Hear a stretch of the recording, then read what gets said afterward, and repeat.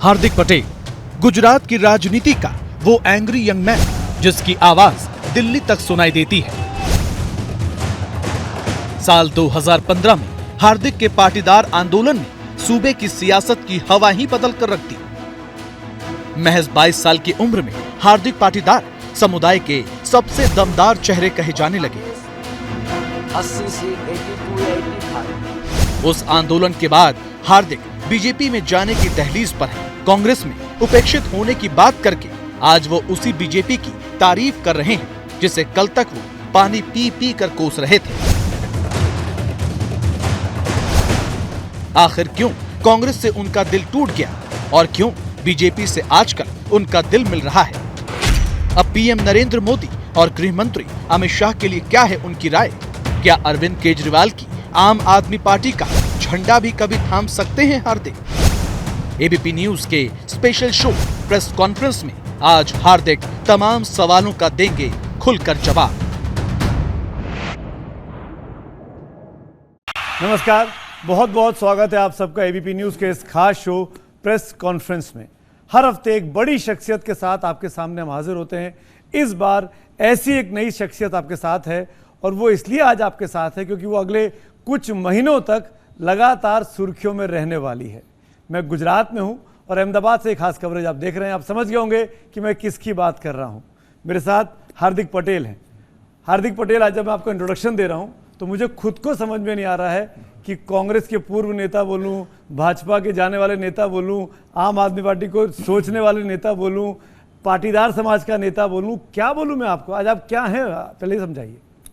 सबसे पहले तो हमारे श्रेष्ठ गुजरात में आपका स्वागत है और माफ़ी चाहते हैं कि आपको दिल्ली से यहाँ आना पड़ा, लेकिन आप हमें दो चार चीज़ों पे इंट्रोडक्शन जरूर कर सकते हैं कि हमने गुजरात में आंदोलन के जरिए जनहित का एक अच्छा काम करने का प्रयास किया, उसमें सफल भी हुए। उसके बाद ज़्यादा कुछ अच्छा करने के लिए पार्टी का हिस्सा बने, हालांकि ऐसा कुछ मौका नहीं मिला कि ज़्यादा कुछ अच्छा करे तो वो छोड़ना पड़ा। और फ्यूचर में क्या होगा, क्या करेंगे, क्या करना है, वो भी बहुत जल्द आपको पूरे इंटरव्यू के दौरान कहीं ना कहीं पता भी चल जाएगा। लेकिन हम ये चाहते हैं और मानते भी हैं कि जो भी करना है, और हर एक राजनीतिक जीवन में या सामाजिक जीवन में हर एक व्यक्ति की वो महत्वाकांक्षा होती है कि राष्ट्र हित की बात हो, प्रदेश के हित की बात हो, जनता के हित की बात हो, कि समाज के हित की बात हो। इस मुद्दे को लेकर इस प्रक्रिया में कहीं ना कहीं आगे बढ़ने का हम काम करते हैं। तो आज हमें शायद आप एक सिर्फ युवा नेता या युवा हार्दिक पटेल के रूप में कार्यक्रम को आगे बढ़ा सकते हैं। आप इस बात से अपनी इंपॉर्टेंस हार्दिक समझ सकते हैं कि हम सब लोग दिल्ली से अहमदाबाद आए आपसे मुलाकात करने, आपका इंटरव्यू करने। और मैं इसलिए ये कह रहा हूँ कि अभी आप महज 30 साल के भी नहीं हैं, जहाँ तक मुझे जानकारी है आपकी उम्र शायद 28-29 साल के आसपास है। ऐसे में जब दिल्ली का मीडिया आपसे इंटरव्यू करना चाह रहा है और आपसे मिलना चाह रहा है तो आप जानते हैं कि आपके पास कुछ तो है कि आज आपके पास इतने लोग बात करना चाहते हैं। आपकी इस ताकत को आपकी अपनी पार्टी जिसके साथ आप रहे अभी 4 दिन 5 दिन पहले तक, वो क्यों नहीं समझ पाई? 3 साल के अंदर ऐसा क्या हुआ हार्दिक पटेल के साथ कि उसने कांग्रेस पार्टी से उसका मोह भंग हो गया? देखिए, अगर हम शुरुआत से दो चार बातें समझे तो 28 साल का नौजवान भी पार्टी छोड़ रहा है और 70 साल का एक सीनियर नेता भी पार्टी छोड़ रहा है। तो सवाल यह है कि चिंता मेरे लिए नहीं है कि मैंने पार्टी क्यों छोड़ी, चिंता उन लोगों को करनी है कि आज हमें 28 साल के लोग भी छोड़ के जा रहे हैं और 70 साल के बुजुर्ग नेता भी हमको छोड़ के जा रहे हैं। देखिए, दो चीज़ें अवस्थी साहब वो समझने लायक है पूरे हिंदुस्तान के लोगों को गुजरात के बारे में कि जब हमने आंदोलन की शुरुआत की तो महज 20 साल की हमारी उम्र थी। और तब जब आंदोलन की शुरुआत हुई तो ये क्राउन प्लाजा में एक प्रेस कॉन्फ्रेंस शो हमारा हुआ था। तब बहुत सारे पत्रकार बंधु हमसे सवाल करते थे कि ये आंदोलन कभी सफल नहीं हो सकता उस गुजरात में जहाँ पर देश के प्रधानमंत्री गुजरात से आते हैं। लेकिन एक मुहिम के साथ निकले थे कि चलिए समाज के हित के खातिर, और किसी को नुकसान करने के हित से नहीं निकले थे, लेकिन समाज के उन गरीब लोगों को शिक्षा और रोजगार में कुछ फायदा हो इसके कारण हम लोग आंदोलन में निकले थे और लोगों ने हमें सिर पे बिठाया भी था। उसके बाद सोचा कि चलो कांग्रेस पार्टी में जाते हैं, कांग्रेस पार्टी में रहकर हमारी शक्ति और पार्टी की शक्ति को एकजुट करेंगे तो प्रदेश के 6.5 करोड़ लोगों के लिए कुछ अच्छा काम करने का प्रयास करेंगे। हमारा कोई पॉलिटिकल परिवार नहीं है, हमारे पिता कोई विधायक नहीं रहे, कोई मंत्री नहीं रहे, या हमारे 7 परिवारों में कोई राजनीति में है भी नहीं। और कांग्रेस में एक कहावत है कि जिसका गॉडफादर दिल्ली में बैठा वो उसकी तरक्की ज़्यादा होती है। हमारा कोई गॉडफादर दिल्ली में नहीं बैठा था जो हमारी वहाँ हर दिन चापलूसी करते रहे सीनियर नेताओं के साथ या पार्टी के वरिष्ठ नेताओं के साथ। हम अपनी तरीके से मेहनत करते थे, लोगों के बीच जाते थे, पार्टी को जो सही गाइड है या सही बात है वो बताने का प्रयास करते थे। लेकिन मुझे नहीं लगा कि गुजरात के स्टेट लीडरशिप ने ये बात कभी सुनी हो। और जब जब कई बार होता है कि कोई पत्रकार चैनल में नया नया आता है और हमारी बात नहीं सुनता तो एडिटर उस बात को समझाने का प्रयास करते हैं। मैंने वही किया कि स्टेट लीडरशिप ना स्टेट के मुद्दों को लेकर कुछ काम करना चाहती है, ना पार्टी की मजबूती के लिए कुछ काम करना चाहती है, ना ही अच्छे और सच्चे और मजबूत नौजवानों को स्थान देना चाहती है। तो वही चीज़ मैं हर दिन राहुल गांधी को भी बताता रहता था। देखिए, दो चीज़ होती है, जब पापा नहीं सुनते तो माँ से बोलते हैं, माँ नहीं सुनती तो पापा से बोलते हैं, और दोनों में से कोई होता है जो आपकी चिंता दूर करता है। मैंने स्टेट लीडरशिप की चिंता सेंट्रल लीडरशिप तक पहुंचाई, राहुल गांधी तक पहुंचाई, लेकिन एक बार भी राहुल गांधी ने इस समस्या पर अपना समाधान क्या हो सकता है उस बात पर कभी गौर नहीं किया। मैंने कई बार कहा कि जब राहुल गांधी गुजरात आते हैं तो आप गुजरात के विभिन्न मुद्दे राहुल गांधी को बताइए ताकि राहुल गांधी गुजरात में आकर उस मुद्दे पर बातचीत कर सके। लेकिन हमारी स्टेट लीडरशिप कभी उस मुद्दे पर ध्यान नहीं दे पाई कि हमें कौन सा मुद्दा राहुल गांधी तक पहुंचाना है। और बड़ा दुख लगता है कि जब राहुल गांधी के कारण हम पार्टी में आए थे कि वो आदमी हमें प्रोटेक्ट करेगा, लेकिन उसने भी प्रोटेक्ट करने का सोचा भी नहीं। तो आप राहुल गांधी से नाराज हैं, स्टेट लीडरशिप से नाराज नहीं है? पहली लड़ाई शुरुआत तो स्टेट लीडरशिप से हुई थी, लेकिन स्टेट लीडरशिप से नाराजगी की बात हमने जब राहुल गांधी को बताई और जब राहुल गांधी इस मामले में हमें प्रोटेक्ट नहीं कर सकते, हमारी मुश्किलें दूर नहीं कर सकते, तो उसका कारण मैं ये मान सकता हूँ कि राहुल गांधी जी को ये जो रेजिग्नेशन आपने पोस्ट किया सोशल मीडिया पे, आपकी चिट्ठी जो है, इसमें एक चिकन सैंडविच का जिक्र है, इसमें एक डाइट कोक का जिक्र है, तो वो राहुल गांधी के लिए है क्या? देखिए, आप जब अवस्थी साहब मेरा इंटरव्यू करने आए तो कागज लेकर बैठे हैं। जब राष्ट्रीय नेता गुजरात में आता है तो उसको मालूम होना चाहिए कि जिस जगह में जाके जनसभा संबोधित करने वालों वहाँ के मुद्दे क्या होते हैं। अगर मान लीजिए कि राष्ट्रीय नेता को वो मुद्दे मालूम नहीं होता तो स्टेट लीडरशिप वो मुद्दे देती है। जब गाड़ी में बैठते हैं तो स्टेट लीडरशिप की चिंता ये होनी चाहिए कि आज राहुल गांधी की रैली सौराष्ट्र के इलाके में या नॉर्थ गुजरात के इलाके में है तो वो कौन सा मुद्दा बोलेगी। जब स्टेट लीडरशिप इस मुद्दे से हटकर ये बात करे कि आज हमारे नेता 10 बजे इतने बजे पहुंचने वाले, उनके लिए कौन से खाने की व्यवस्था करेंगे, कौन सी चिकन सैंडविच की व्यवस्था करेंगे, कौन से डाइट कोक की व्यवस्था करेंगे, तो चिंता हम लोगों को होती है। क्योंकि हम पार्टी इसलिए ज्वाइन नहीं किए थे कि हम आपके लिए चिकन सैंडविच कब लाना है, कैसे लाना है, क्यों लाना है उसकी चिंता कर, हम इसलिए पार्टी ज्वाइन हुए थे कि जिस प्रदेश के विभिन्न मुद्दों को लेकर हमें यह आशा थी कि आप आके बात करेंगे, और अगर वो बात नहीं करते तो मैं क्यों ना लिखूं, तो राहुल मैंने क्यों ना लिखूं। पहले बात यह है कि मैं क्यों ना लिखूं। अगर सेंट्रल लीडरशिप जब तो नाम भी लिखते हैं ना, फिर अगर आपको इतनी नाराजगी है तो इस चिट्ठी में राहुल गांधी का नाम क्यों नहीं लिखा? बहुत सिंपल चीज है, किसलिए आपको पता चल गया राहुल गांधी के बारे में। मैं तो पूछ रहा हूं आपसे, आपने भी नाम मैं वही बोल रहा हूं, आपको मालूम है कि राहुल गांधी नहीं, मुझे नहीं मालूम था, मैंने आपने कहा। देखिए, सोनिया जी को मैंने जब चिट्ठी लिखी, सोनिया जी आज पार्टी की प्रेसिडेंट है, अगर राहुल जी होते तो मैं उनके नाम पर चिट्ठी लिखता।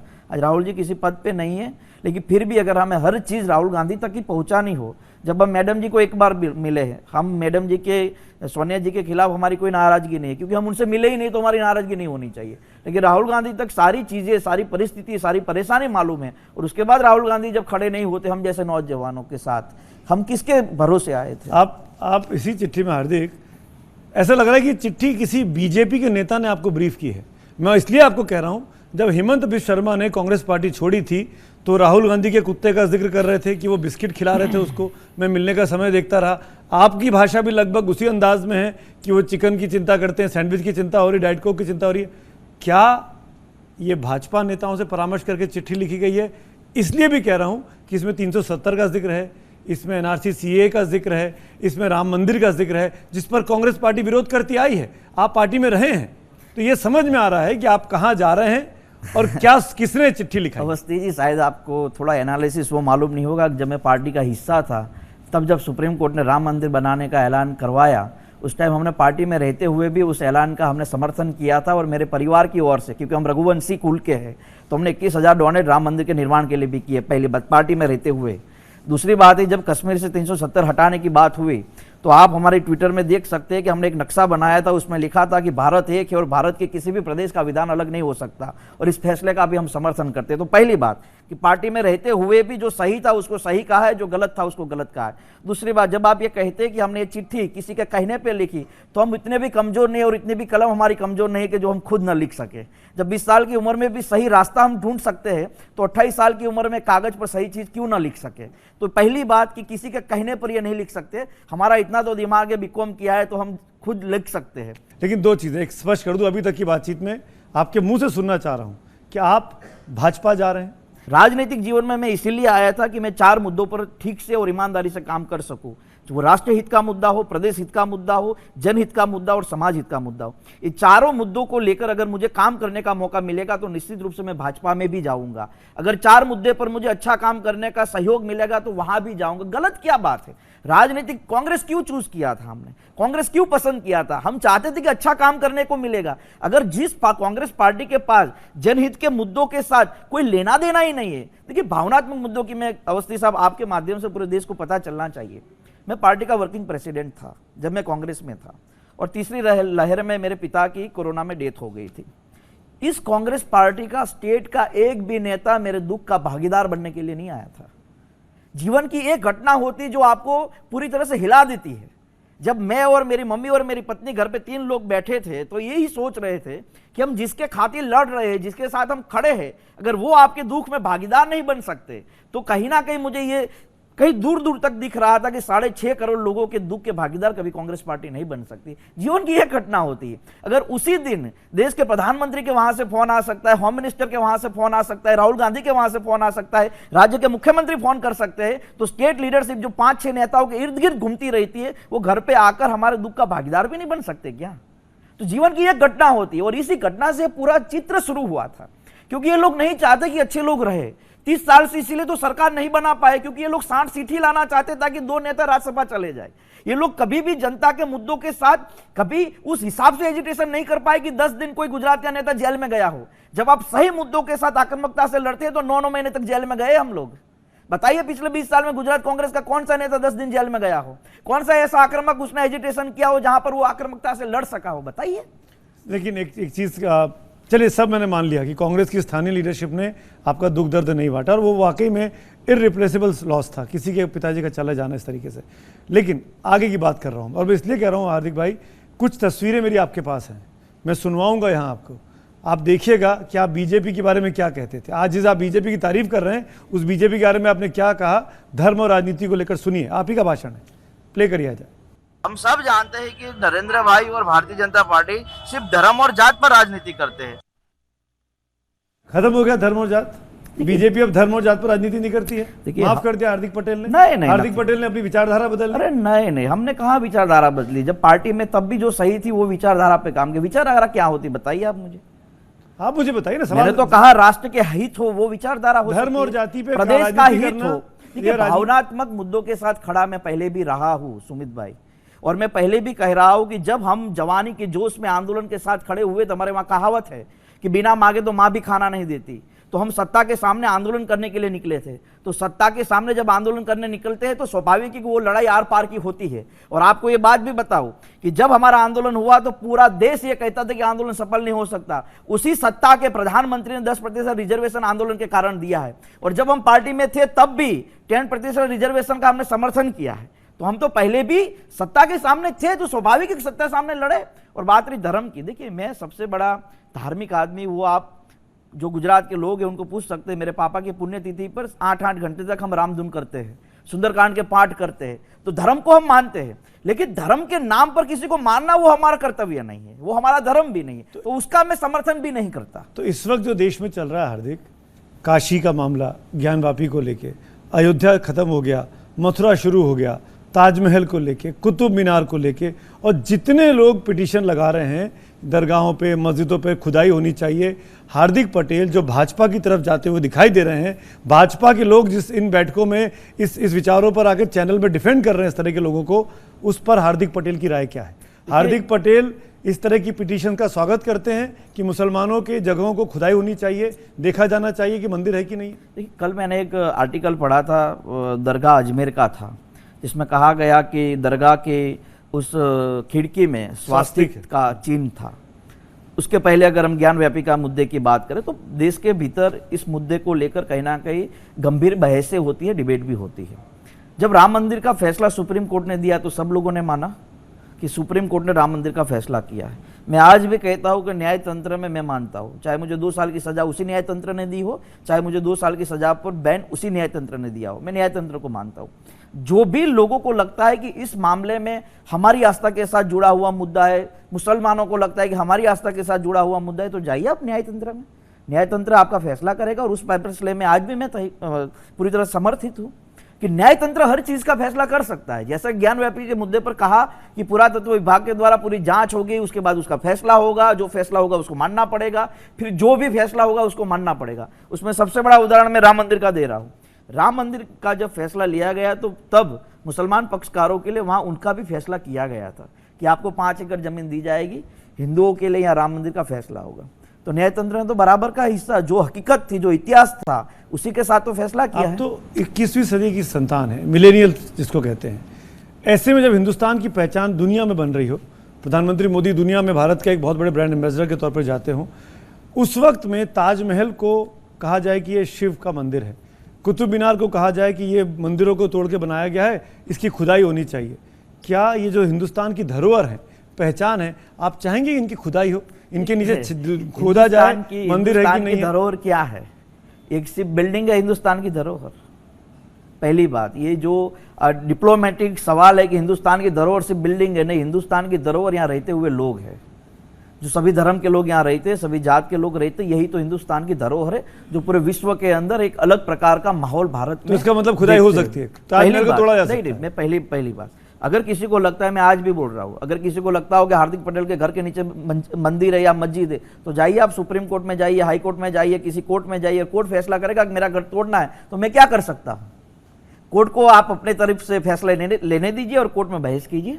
आपके जवाब बिल्कुल किसी भाजपा प्रवक्ता की तरह है। अरे नहीं, अभी तो शुरुआत भी नहीं की और आपने हमें भाजपा प्रवक्ता बना दिया है। अभी तो ज्वाइन भी नहीं किया। अरे नहीं, देखिए, हम बहुत ही स्पष्ट मैं बोल रहा हूँ सुमित भाई, मैं बहुत ही स्पष्ट वक्ता हूँ, मैं कभी गोल गोल बात घुमाता नहीं हूँ, पहले से हो आज भी हो। अगर कहीं मैं जाऊंगा अगले दिन की मेरी कोई पॉलिटिकली पार्टी होगी, तब भी आप मुझे सवाल कीजिएगा, मेरा सवाल स्पष्ट रूप से आपको जवाब में ही मिलेगा। हार्दिक पटेल, आप कह रहे हैं कि आप देश हित, समाज हित में काम करना चाहते हैं, लेकिन आपके ऊपर आरोप लग रहे हैं कि आप अपने हित के लिए कांग्रेस छोड़ कर गए, और ये आरोप कांग्रेस के नेता, स्थानीय नेता लगा रहे हैं, प्रदेश अध्यक्ष। उनका ये कहना है कि हार्दिक पटेल जेल जाने से डर गए, इसलिए पार्टी छोड़ी। देखिए, जब आप किसी को ज़्यादा डराते हैं ना, तब उसका डर खत्म हो जाता है।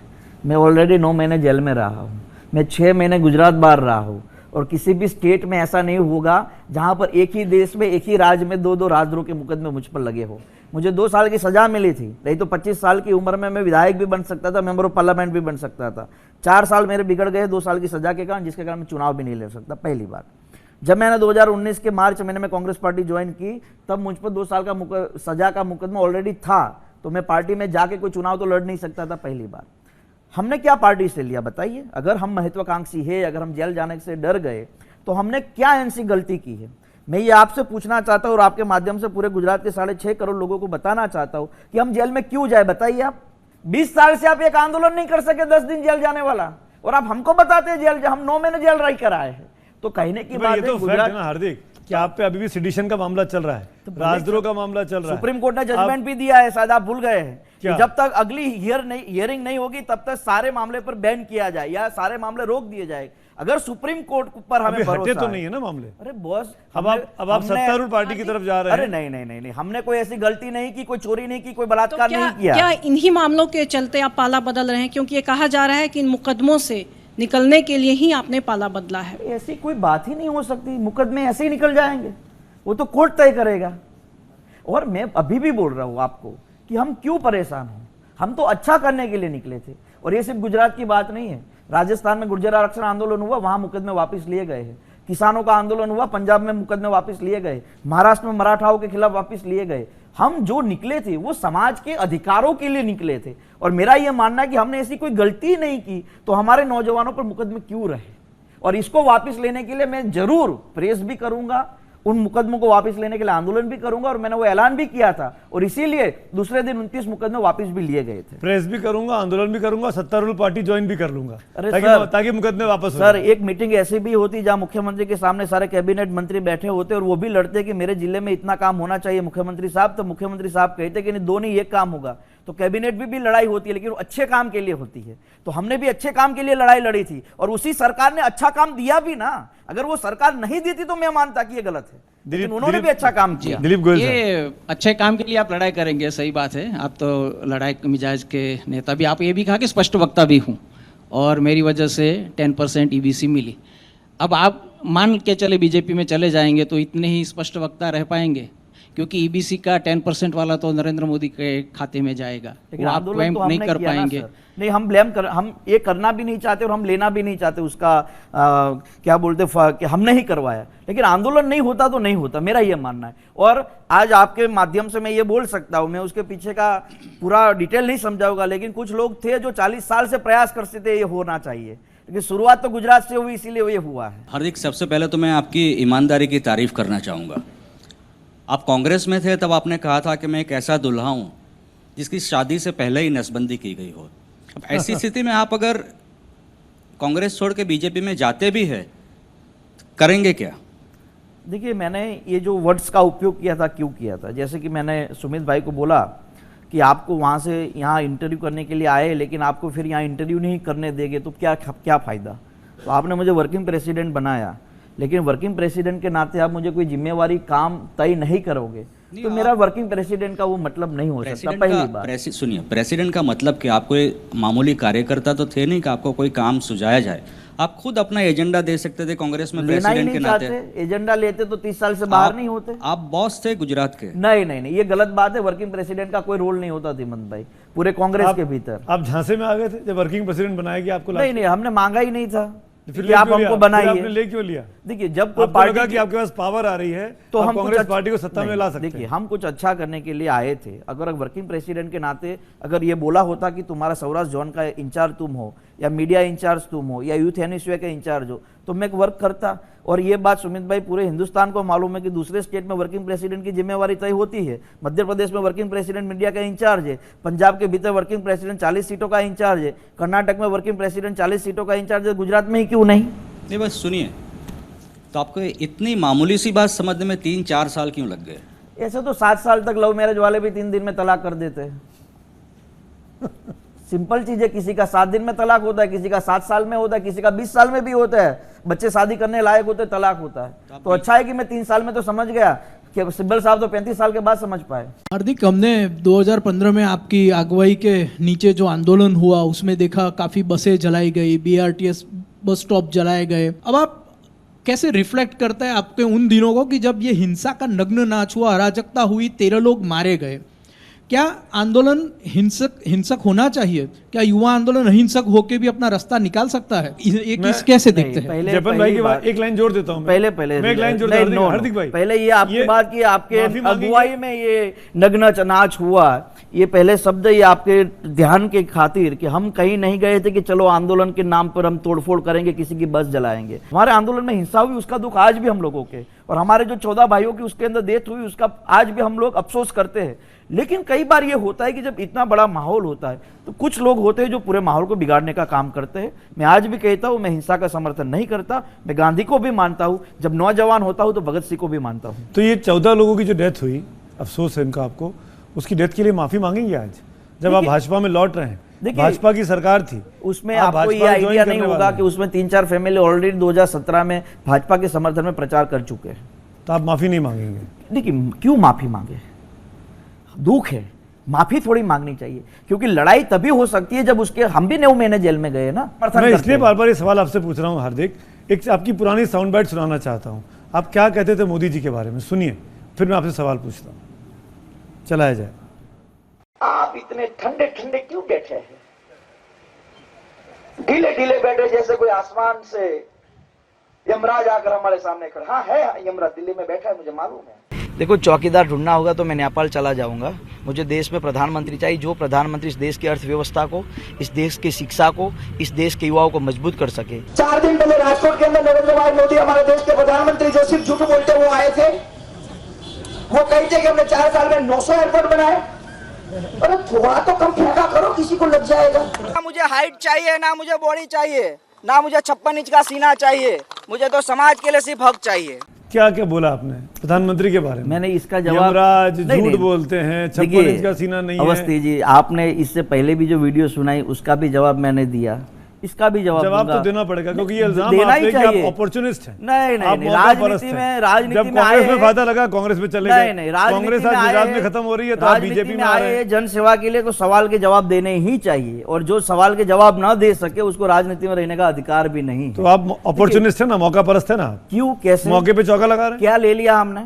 ये बीजेपी में चलेगा, जिस बीजेपी का आंदोलन खड़ा किया, जिस प्रधानमंत्री को आप सुमित, कोस कोस कर इतने पॉपुलर नेता बने, आज आप उन्हीं के साथ जा रहे हैं। अरे आंदोलन सत्ता के सामने ही होता है, तो बाप बेटा होता है वो बाप से मांगता है, पड़ोसन के वहां मांगने नहीं जाता। तो जनता होती है वो सत्ता से मांगती है। मोदी जी का वो पिताजी पाकिस्तान के प्रधानमंत्री से थोड़ी मांगने मोदी जाएंगे। जी आपके पिताजी हैं। अरे आपने इक्वेशन चेंज कर ली। नहीं, आप पहले आप राहुल गांधी जी को बोल रहे थे। अरे मैंने क्या कहा, बाप जो होता है उसी से बेटा मांगता है, बेटा होता है वही बाप से मांगता है। तो जनता होती वही सत्ता से मांगती है। जनता जो होती, राज्य की जनता है, देश की जनता, वो किसी चीन के प्रधानमंत्री के जाके मांगेंगे क्या?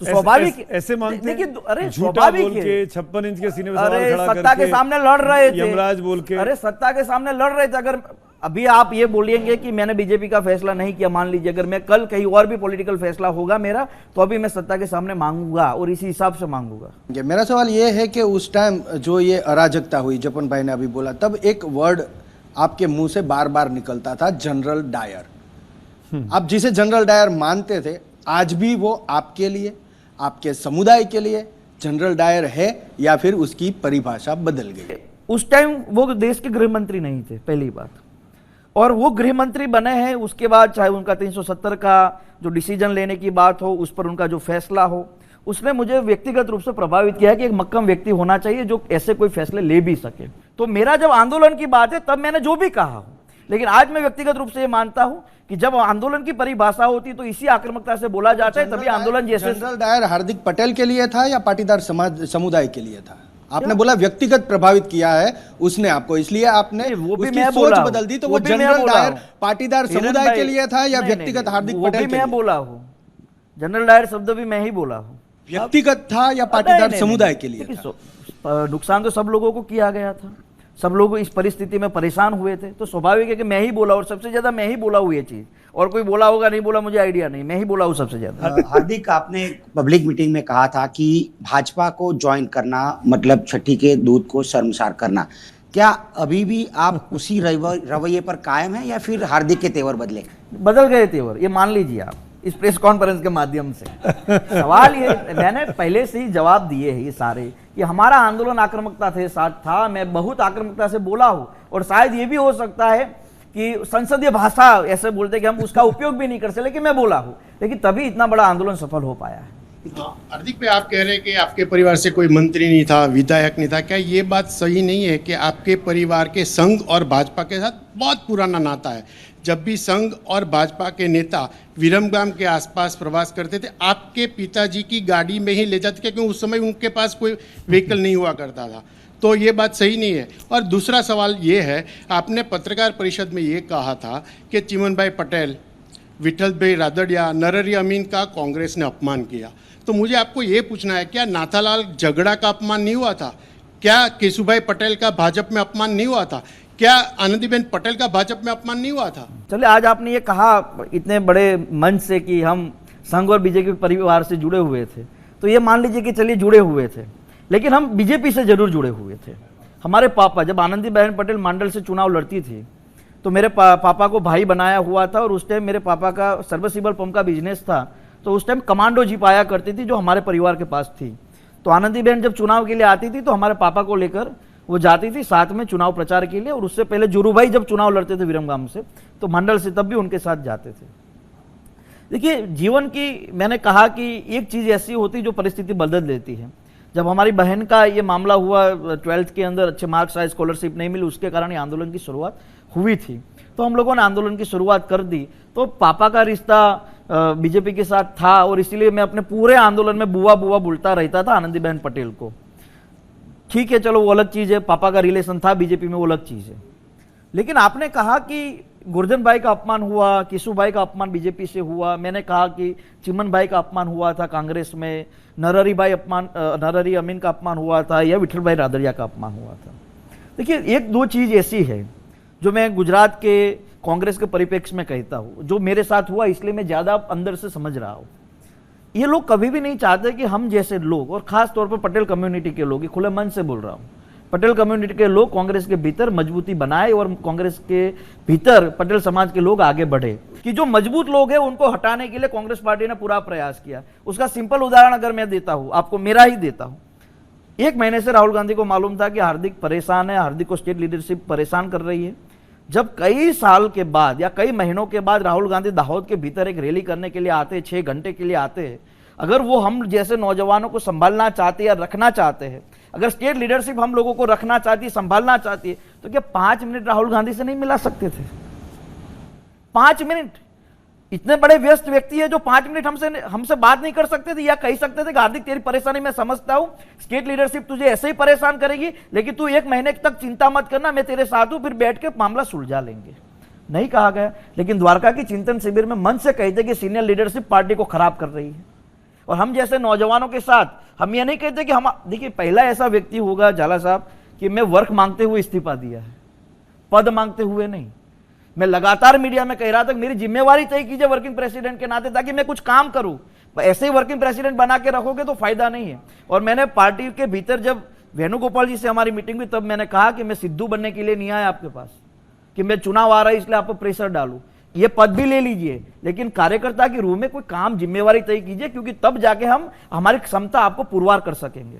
मतलब आपकी घर वापसी हो रही है आपके देखिए, बहुत सारे नेता जब पार्टी छोड़ते और ज्वाइन करते हैं तो ये शब्द का इस्तेमाल जरूर होता है, लेकिन मैं ये नहीं कहूंगा कि मेरी घर वापसी हो रही है, क्योंकि हकीकत ये है कि हमारे पापा बीजेपी में थे और हमारी आइडियोलॉजिकल, मैंने जो पहले भी कहा, जो 4 मुद्दे, राष्ट्र हित की बात हो, प्रदेश हित की बात हो, समाज हित की बात हो या जनहित की बात, इस मुद्दे पर हमारा स्टैंड बहुत क्लियर है। और क्या कहें, हम राम मंदिर के मुद्दे पर हम अपना स्टैंड क्लियर कर सकते हैं, तो आप ये कह सकते हैं कि हमारी घर वापसी है। आपने पार्टी में रहते पार्टी नेतृत्व पर निशाना साधा था कि नरेश पटेल को लेकर कोई फैसला नहीं हो रहा। जब आपने इस्तीफा दिया तो प्रभारी रघु शर्मा ने कहा कि वो नरेश पटेल के आने की वजह से हार्दिक को अपना भविष्य असुरक्षित लग रहा था, इसलिए वो गए।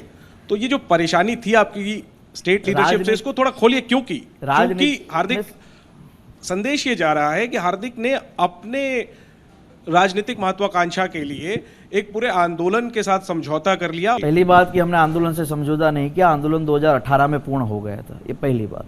अब रघु शर्मा की बात करते हैं, नेशनल टीवी में बैठते हैं तो खुलकर उस मामले में भी बात होनी चाहिए।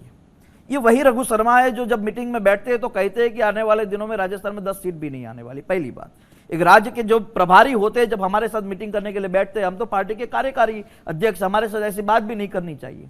जो हमें कहते थे कि गहलोत साहब ने पूरा बिगाड़ दिया मामला, वहां कुछ हो नहीं सकता, वहां अब आने वाले दिनों में सरकार नहीं बन सकती, वो ये व्यक्ति थे रघु शर्मा, जो आप गुजरात के प्रभारी कहते। दूसरी बात, ये वही रघु शर्मा है जो कहते थे कि मैं चाहता हूं कि 70-75 सीट आ जाए, जो मैं गहलोत साहब के बराबर अच्छा काम किया वो दिखाना चाहता हूं। दूसरी बात, और तीसरी बात कि प्रभारी का काम कभी रोड पे आके प्रोटेस्ट करने का नहीं होता, रूम में बैठ के समन्वय करने का होता है। जब आपको मालूम था कि इतनी इतनी परेशानी पार्टी के भीतर चल रही है, तो आपने कभी किसी को प्रोटेक्ट करने का काम किया? रघु शर्मा जी को बोलने का अधिकार नहीं है, क्योंकि जब से वो प्रभारी बने उसके बाद कितने नेता छोड़ के गए उसके जिम्मेवार भी वो खुद है। पिछले चुनावों में कांग्रेस की बहुत अच्छा प्रदर्शन रहा विधानसभा में गुजरात में, क्या उसका श्रेय आपको जाना चाहिए? आप जैसे यंगस्टर्स अल्पेश को जाना चाहिए, जिग्नेश को जाना चाहिए, इसलिए पार्टी 80 सीटों तक पहुंची थी? हम जैसे नौजवानों का वो श्रेय था, और मैं आपके माध्यम से पूरे हिंदुस्तान के और खास तौर पर 10 जनपद तक ये बात पहुंचाना चाहता हूं कि यहाँ के नेता आपके पास जो प्रिडिक्शन लेकर आते हैं, उस प्रिडिक्शन में 1985 में अब 149 सीट लाए थे, और वही अगर थियरी है तो 1990 में 32 पे क्यों आ गए थे? दूसरी बात, अगर 1990 में 32 पे आ गए, उसके बाद 95 का चुनाव हो, 98 का हो, 2002 का हो, 7 का हो, 12 का हो, कभी आप 61 के ऊपर नहीं गए थे। 17 का चुनाव ऐसा था जहां पर हम जैसे नौजवानों एक उम्मीद खड़ी की थी आम जनता के बीच में, और इसी कारण गुजरात के भीतर गठबंधन के तहत 82 सीट कांग्रेस पार्टी को मिली थी। 77 कांग्रेस की, 2 बीटीपी की, 1 एनसीपी की और निर्दलीय। हम यही मानते थे और हम यही जानते थे। आज मैं पार्टी छोड़ा हूं, इतनी बवाल है, इतनी चर्चा है। कभी 10 जनपद ने ये सुना, ये सोचा कि गुजरात में मेरे पहले 42 चालू विधायकों ने इस्तीफा दिए थे? क्या कभी 10 जनपद ने इस बात पर गौर किया कि गुजरात में आज तक 2012 से लेकर 2022 तक 141 नेताओं ने इस्तीफे दिए? क्यों नहीं? आज हार्दिक पटेल गुजरात से इस्तीफा दे रहा है, इसलिए आप चर्चा कर रहे हैं, रघु शर्मा निवेदन दे रहे हैं। जब सुनील जाखड़ के पिता, और वो खुद 40-50 साल तक पार्टी में रहते, जब वो इस्तीफा देते हैं, जब ज्योतिराज सिंधिया इस्तीफा देते हैं, जब आरपीएन सिंह इस्तीफा देते हैं, जब सुष्मिता देव इस्तीफा देती है, तब ये चिंता क्यों नहीं होती कि हमें चिंता करने की जरूरत है? उदयपुर में जाकर चिंतन करने की अब जरूरत नहीं है। और सवाल ये नहीं है सुमित जी कि हार्दिक पटेल 28 साल का नौजवान इस्तीफा दे रहा है। सवाल ये है कि 28 साल का हो या 50 साल का हो या 70 साल का लोग, क्यों इस्तीफा दे रहे हैं? ऐसी क्या गलतियां आप लोग कर रहे हैं? ऐसी क्या चिंता आप लोगों को करने की जरूरत है? आप सोचिए तो सही।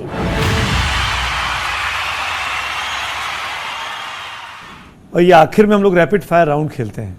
मैं आपको ऑप्शन दूंगा 2, इनमें से किसी एक विकल्प को आपको चुनना पड़ेगा। आपके हिसाब से इस वक्त देश की राजनीति में अगर 2 चेहरों के नाम लूं, कौन बेहतर है भारत के लिए, राहुल गांधी या अरविंद केजरीवाल? अरविंद केजरीवाल। क्यों? स्वाभाविक है, मॉडल बना के देश में जा तो रहे। कांग्रेस इतने साल तक, 60 साल तक कहा जाता है कि इतने स्टेटों में सरकार बनाई, एक भी मॉडल नहीं बना पाई। आपको ज्यादा कौन नापसंद है, राहुल गांधी या शक्ति सिंह गोहिल? राहुल गांधी, क्योंकि शक्ति सिंह गोहिल मेरे पापा की डेथ के वक्त आए थे। फिर आपने ये क्यों कहा कि कोई नहीं आया था? शक्ति सिंह गोहिल के सिवाय कोई नहीं आया। मैंने खुल के मंच तो स्टेट भी तो लीडर थे वो। नहीं, देखिए उनका मेरा व्यक्ति नहीं, प्रदेश अध्यक्ष था कोई, अच्छा, विरोध नेता प्रतिपक्ष था कोई, पूर्व अध्यक्ष थे कोई नहीं आया था। शक्ति सिंह गोहिल आए थे और मैं उनका खुले मन से कहता हूँ कि शक्ति सिंह गोहिल मेरे घर पे आए थे। अगला सवाल, कांग्रेस पार्टी के लिए, क्योंकि आप 3 साल वहां रह के आए हैं, बड़े क्लोजली आपने सबसे टॉप लीडरशिप के साथ काम किया है, आपकी सलाह क्या है? परिवारवाद से मुक्ति पालें या गांधी परिवार के साथ ही खड़े रहें? अगर आप 2 चीज़ जब चिंतन शिविर में बैठकर प्लान करते हैं कि हम परिवारवाद को बढ़ावा नहीं देंगे, 5 साल तक जिसने काम किया होगा उसी को संगठन में जगह देंगे, तो मेरा यह मानना है कि परिवारवाद कांग्रेस से खत्म नहीं हो सकता। अभी आपने चॉइस में पहले सवाल के जवाब में अरविंद केजरीवाल का नाम लिया। ये सवाल मेरे पास तैयार नहीं था, लेकिन मैं आपसे उससे जुड़ा हुआ सवाल पूछ रहा हूँ। आपके पास 2 विकल्प हो हार्दिक, पहला ये कि बीजेपी का विधायक या आम आदमी पार्टी का मुख्यमंत्री पद का चेहरा, किसको पसंद करेंगे? बीजेपी के विधायक को, क्योंकि विधायक मुख्यमंत्री चुनेंगे। आपको आम आदमी पार्टी से नफरत क्यों है? नफरत नहीं है, लेकिन गुजरात की परिस्थिति और गुजरात की अस्मिता की जब बात आती है तो हम अस्मिता के साथ खड़े रहेंगे। देश में सबसे प्रसिद्ध सियासी चेहरा आपकी नज़र में कौन है? प्रधानमंत्री मोदी, यूपी के मुख्यमंत्री योगी या देश के गृहमंत्री अमित शाह? तीनों है, बड़े चेहरे ही है, लेकिन स्वाभाविक एक देश के प्रधानमंत्री नरेंद्र भाई मोदी है, जो आज पूरे विश्व में ब्रांड और बड़ा चेहरा भी है। तो कहाँ से चुनाव लड़ने वाले हैं? सीट का नाम भी बता दीजिए। जहां जाएंगे वहां की क्या परिस्थिति होगी, उन लोगों ने मेरे लिए क्या तय किया होगा, उस हिसाब से आगे बढ़ेंगे। पूरा इंटरव्यू हो गया, आपने बीजेपी का नाम 25 बार ले लिया, आखिरी सवाल में बोल रहे हैं कि कहां जाएंगे? मैं वही बोल रहा हूँ, जहां मैं जा रहा हूँ वो तय करेंगे मुझे कहां से चुनाव लड़ना है। तो बीजेपी जा रहे हैं ना आप? बहुत जल्द अच्छा फैसला करेंगे। बीजेपी में जा रहे हैं ना? बहुत जल्द अच्छा फैसला होगा। आपने और कोई विकल्प तो है नहीं, आम आदमी पार्टी आप जान तो आप ये मान सकते हैं कि मैं बीजेपी का हिस्सा बन रहा हूँ। धन्यवाद, बहुत बहुत शुक्रिया। इसी नोट पर जनता पार्टी की तरफ हार्दिक पटेल जा रहे हैं और हमारी शुभकामनाएं आपके लिए, आपके नए राजनीतिक करियर के लिए। उम्मीद करते हैं कि शायद इस बार होने वाले चुनाव में आप चुनाव लड़ रहे होंगे और बहुत जल्द हम आपको विधायक के तौर पर भी देख पाएंगे। बहुत बहुत धन्यवाद हार्दिक, प्रेस कॉन्फ्रेंस का हिस्सा बनने के लिए। अगले हफ्ते आप लोग से फिर मुलाकात होगी एक नई शख्सियत के साथ। आप तब तक लगातार देखिए एबीपी न्यूज़। Thank you.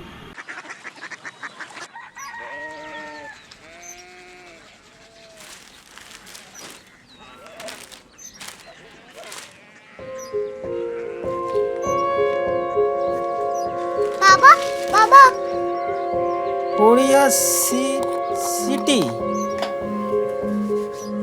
जानिए ना।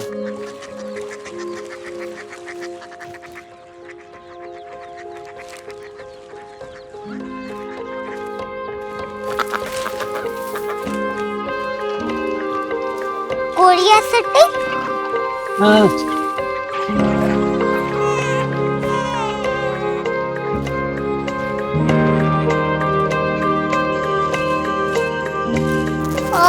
कोरिया सिटी कहाँ पे है?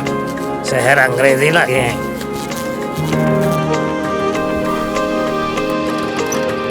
Korea city.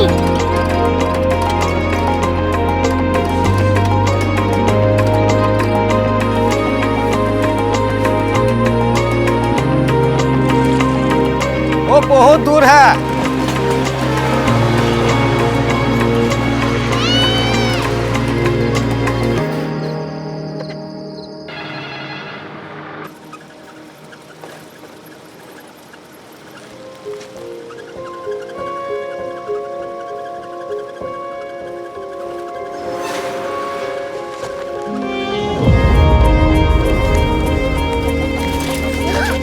Korea city.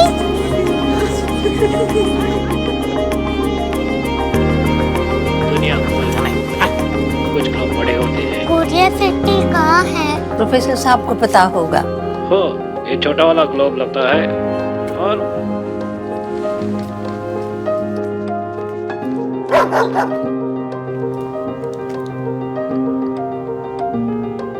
पता नहीं, मेरी बेटी से जाके मिल लो, शायद उसे मालूम हो।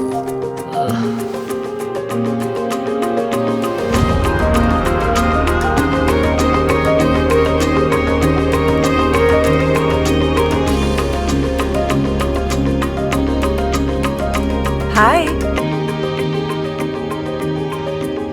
बाबा ने भेजा है। Come here. Korea city. Korea city नहीं, क्यूरियोसिटी। वो क्या? That's what brought you here? जो तुम्हें यहाँ तक ले आया। क्यूरियोसिटी।